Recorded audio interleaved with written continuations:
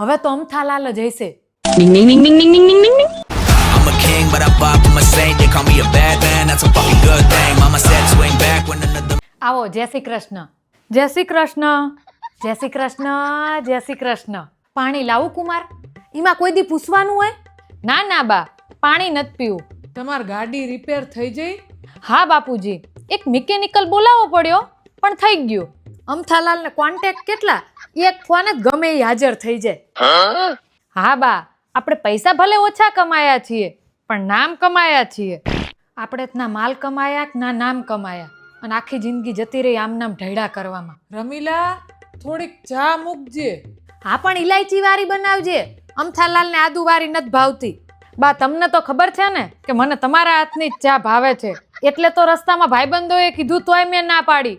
મેં કીધું ના, આજે તો સાસુમાના હાથની જ ચા પીવાની છે. લેતાણ હું બનાવી દઉં, એમાં શું. પણ બા તમારાથી તો બહુ ઊભા નથી રહેવાતું ને. હવે ચા બનાવતા શું વાર લાગે? 2 દી પહેલા હું બીમાર હતી ને મેં ચા બનાવવાનું કીધું તો કે મારાથી ઊભું નથી રહેવાતું. આટલો બધો ભેદભાવ. ચીમ મીતુ ના આવી? અમારા ત્યાં કાલે મહેમાન આવ્યા હતા તો બધું કામ પડ્યું હતું એટલે મીતુ ના આવી. માર મીતુડી પાસે એમ કામને પડતું મૂકીને નીકળી ના જાય. અમથાલાલ ચા પાસી બહુ ગયરી તો નથી થઈ ને? બા તમારી ચામાં ક્યારેય જોવું જ ના પડે, પરફેક્ટ જ હોય. તો ભલે, પણ મને બહુ ગયરી પડી હો. તમને તો આમે એક દી ગયરી પડે ને એક દી મોરી પડે, પીલો સાનમાના. પણ બા બાપુજીને ડાયાબિટીસ છે તો વધારે ગયડું એમને નુકસાન કરે. એ બરાબર છે, પણ ક્યારેક મન થાય તો ખાઈ પી લેવાય, એમાં કંઈ બહુ વાંધો નહીં. અમથાલાલની સાચી વાત છે. હા, જો હું ગિરનારી બાબા જોડેથી ભૂકી લાવ્યો છું, બિલકુલ આયુર્વેદિક છે હો. બાપુજી તમે 3 જ દિવસ લેશો ને એટલે ડાયાબિટીસ જડ મૂળમાંથી ગાયબ થઈ જશે. પણ મારે દવા ચાલુ છે એટલે આ રહેવા દો ને. જમાઈ બિચારા તમારા માટે આટલી મહેનતથી ભૂકી લાયા ને તમારે ખાવી નથી. પણ આ બધી અંધશ્રદ્ધામાં ના માનવાનું હોય, ક્યારેક ઉલમાંથી ચૂલમાં પડવા જેવું થાય. તું સન્માની બેસ, તને ખબર પડે. અરે આમાં અંધશ્રદ્ધા જેવું કંઈ છે જ નહીં. અમારા ગામમાંથી કેટલાય લોકો આ લઈ આયા. એમાંથી કેટલા ડાયાબિટીસ મટ્યો? તમારા બાપુજી હાટું કંઈ લાવવાની જરૂર જ નથી. એક તો બિચારા તમારી ચિંતા કરે છે ને તમે પાછા સવાલ જવાબ કરો. દીકરી અને જમાઈના મજબૂત વકીલ એટલે અમારા બા. જાણે એમને એવું લાગે ને કે મારી દીકરીને જમાઈ ફસાય છે ત્યારે વકીલ તો શું, જજ એ બની જાય. બાપુજી તમે જરાય ચિંતા કર્યા વગર આ ખાઓ. જો તમને કંઈ પણ થાય ને તો હું બેઠો છું. પણ તને મેં વચ્ચે બોલવા ના પાડી. શું કરું, જવાબ આપી દઉં? આજે નહીં તો કાલે એકવાર તો હિંમત કરીને જવાબ આપવો જ પડશે, નહીતર દર વખતે આવી રીતે અપમાન કરીને મારો અવાજ દબાઈ દેશે. તમે આટલું બધું કહો લાવો ખાઈ નાખીશ. 1 મિનિટ, મને કાલ તમારા મમ્મી મળ્યા હતા, તે બિચારા ડાયાબિટીસની બહુ ફરિયાદ કરતા હતા.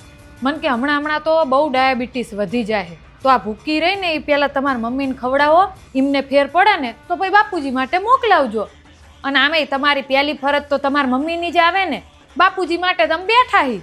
લે વેવાણને આટલી બધી તકલીફ હે તો પેલા એમને આપો ને, મારે તો હાલશે. ચાલો ત્યારે જેવી તમારી બધાની ઈચ્છા. હાલો બા, હવે હું નીકળું. હાલો હું આટો મારતો આવું.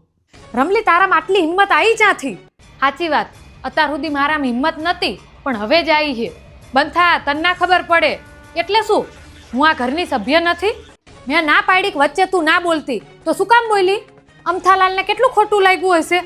વાહ બા, અમથાલાલને આટલું હાંચવા પછી એમને ખોટું લાગશે એવી ચિંતા હે, પણ મને તમે ગમે એ કહી દો તો મને ખોટું જ ના લાગે. બા આટલા વર્ષથી હું તમને જોતી આવી હું, મને એમ હતું કે આજે બદલાઈશો કાલે બદલાઈશો, પણ નહીં, તમને તો જમાઈમાં ભગવાન ને વહુમાં શેતાન દેખાય. અને રહી વાત બાપુજીને ભૂકી ખવડાવવાની, તો એવી ગમે તે વસ્તુ બાપુજીને શું કામ ખવડાવી છે? અમે એમને સારામાં સારા ડૉક્ટર જોડે લઈ જાવી છે ને. બા મારે હવે બધી હિસ્ટ્રી નથી ખોલવી, પણ હું તમને ટૂંકમાં કહી દઉં, તમારી દીકરી અને જમાઈના જેટલા ગુણગાન ગાવા હોય ને એટલી છૂટી, મને કોઈ વાંધો નથી. પણ મારું અપમાન ના થાય ને એ વાતનું હવે ધ્યાન રાખજો. કેમ કે આ રમલી રહી ને પહેલાં રમૂજી રમી હતી, એમાંથી તમે રમલી તો બનાવી દીધી, પણ હવે આ રમલીને રણચંડી બનવા મજબૂર ના કરતા.